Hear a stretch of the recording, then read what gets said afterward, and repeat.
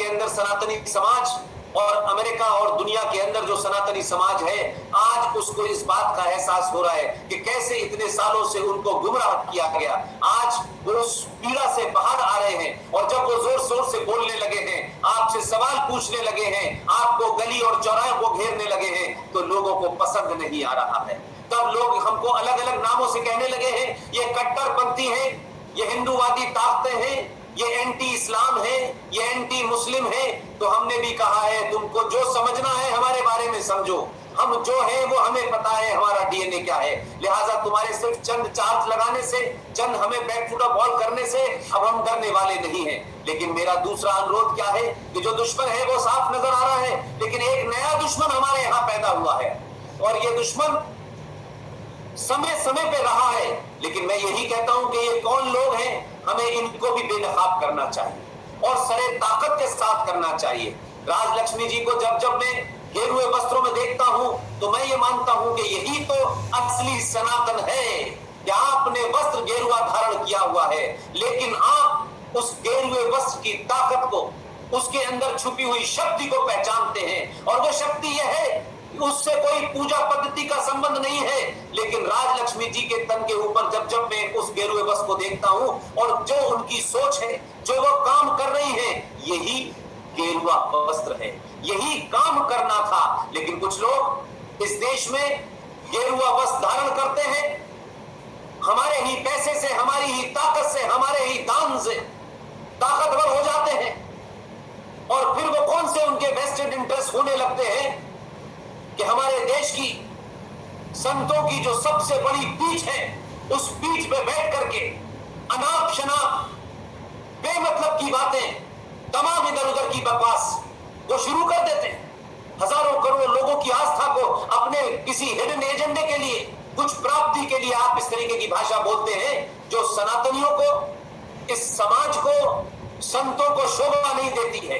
मैं किसी व्यक्ति विशेष का नाम नहीं लेना चाहता, लेकिन आज नए नए संत पैदा हो गए हैं, कुछ पुराने संत हैं, क्या उनकी मजबूरियां मैं नहीं जानता, और वो धर्म और मजहब के बीच में तुलना करने लगे हैं। और मैं ये कहते कहते पिछले 3 साल से शायद ही कोई मेरी ऐसी स्पीच रही हो जिसमें मैं बार बार ये कहता हूं कि हमने एक झूठ बोला, वो झूठ राजनीतिक सत्ता में बैठने वाले लोगों ने बोला, समझ में आता था, वो समाज के कुछ लोगों ने बोला, समझ में आता था, इंटेलेक्चुअल ने बोला, समझ में आता था, जो सत्ता के दलाल थे उन्होंने उसको बढ़ावा दिया, समझ में आता था कि सारे धर्म बराबर हैं। लेकिन मैं बार बार कहता हूं कि समाज के 99% लोगों को ये झूठ नहीं बोलना चाहिए। और जब ये समाज उस झूठ से बाहर आ रहा है, जब चौराहे चौराहे इस बात की चर्चा हो रही है कि धर्म और मजहब में फर्क है और लोग ये कह रहे हैं कि सिर्फ धर्म तो दुनिया में एक ही है, उस धर्म का नाम है सनातन, मजहब पैदा होते हैं, मजहब मर जाते हैं, मजहब किसी का पैगंबर होता है, उसकी कोई किताब होती है, मजहब आते हैं जाते हैं,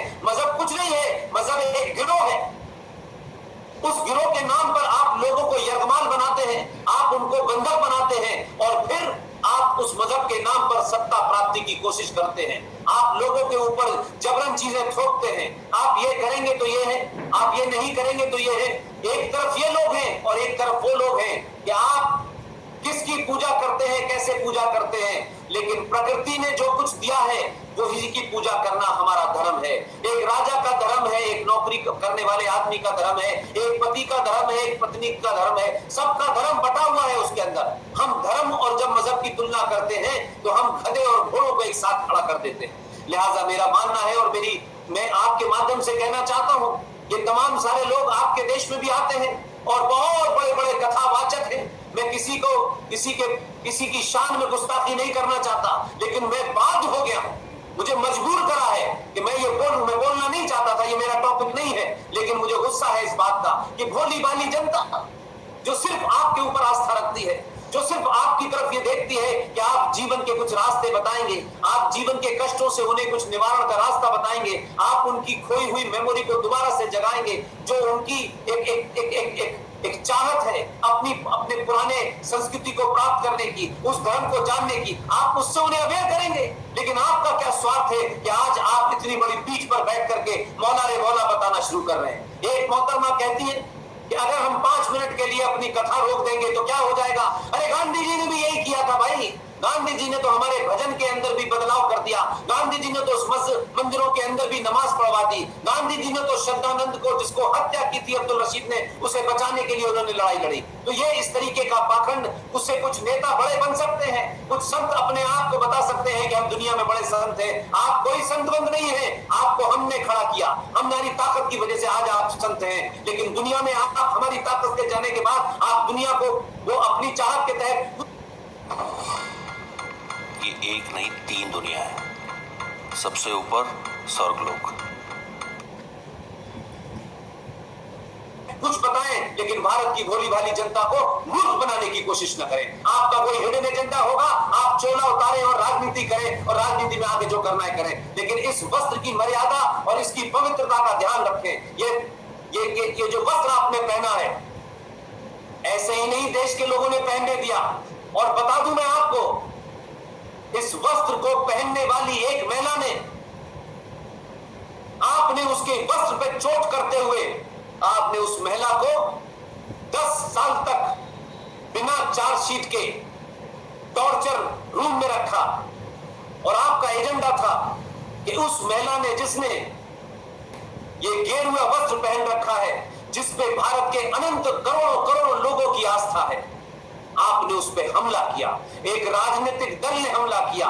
ये चर्च से ड्राइव होने वाली एक महिला जो यहां है, जो भारत के अंदर किसी एजेंडे के तहत आई हुई है, वो तमाम लोग इकट्ठे हुए और एक महिला को, इसलिए नहीं कि उस महिला ने कोई क्राइम किया था, आपको भारतवंशियों के उस आस्था को चोट पहुंचानी थी, तो आपने साध्वी प्रज्ञा, जिसने अपना जीवन सनातन के लिए दिया था, उस पे हमला किया। आपने उसको पकड़ा और हिंदू टेरर की थ्योरी में लेके आए। तब भी यही खामोश देश ने बहुत ताकत के साथ प्रतिकार किया। और ये बात उन लोगों को बताना चाहता हूं जो बड़ी बड़ी पीठ पे बैठ करके हमें आज एक नया नैरेटिव क्रिएट करना चाहते हैं। भारत के सनातनियों में आई नई ताकत, नया ज्ञान, नई ऊर्जा, नई रोशनी, उसके प्रति उनका लगाव, उसके प्रति उसको प्राप्त करने की चाहत को कम करके ये एक नए नैरेटिव में हमें ले जाना चाहते हैं। माफ कीजिएगा, इसी देश ने साध्वी प्रज्ञा को, जिसके ऊपर हमला किया, उस गेरुए वस्त्र पे हमला किया, इस देश ने उस महिला के बारे में ये नहीं पूछा कि ये आतंकवादी है या आतंकवादी नहीं है। इस देश को लगा कि ये हमारी आस्था पे चोट की गई है, इस गेरुए वस्त्र पे चोट की गई है। ये साध्वी प्रज्ञा एक अपने आप में कुछ अकेली नहीं है, ये साध्वी प्रज्ञा एक सिंबल है गेरुए वस्त्र का, लिहाजा उसको पूरी ताकत से जिताया। और जिस शख्स ने उसके ऊपर आरोप लगाया, उसको पूरी तरह हरा दिया। लेकिन मैं बार बार कहता हूं, ऐसी पीठों पर बैठ करके ये अब कचरा, ये मक्कारी भरा, ये किसी मजहब के अंदर नया नया नारा लगाने वाले लोग, ये अजान को जस्टिफाई करने वाले लोग, ये अजान के लिए भक्ति रोकने वाले लोग, भारत में कई हजार सालों के बाद सनातन की जो चेतना जागी है, उस चेतना को समाप्त करने के जो दुश्मन हैं, आपका नाम भी उसी में गिना जाएगा। आप भी उसी पंक्ति में खड़े होंगे। ये ध्यान रखिएगा। ये 90 करोड़ इस देश का सनातनी, जब तक सनातनी नहीं था तब तक इस देश की सत्ता पे बौने बैठे। 2014 में उसे एहसास हुआ, 2019 में उसे एहसास हुआ। इस एहसास को जो भी कम करेगा, इस एहसास से जो भी कोई उसको वंचित रखेगा, उसे ये देश किसी भी कीमत पे, किसी भी गद्दी पे नहीं बैठने देगा। और गद्दी से कॉमा लगाना भूल गए थे ना, चाहे ग्रामर हो या वो क्या, इसे बेदखल कर देगा। ये ध्यान रखिएगा। लिहाजा आप लोग भी ऐसे लोगों को, ऐसे पाखंडियों को बेनकाब करें। ये लोग वहां जाते हैं, आप जैसे भोले भाले लोगों की भावनाओं से खेलते हैं। आप सनातन के प्रति कमिटेड हैं, आपके अंदर सनातन को लेके एक लगाव है, या आपकी उस भावना का इस्तेमाल करते हैं और वहां से चीजें बटोर कर फिर यहां आ जाते हैं। ये ऐसे प्रोफेशनल साधु संतों से भी आप लोगों को अलर्ट रहना है।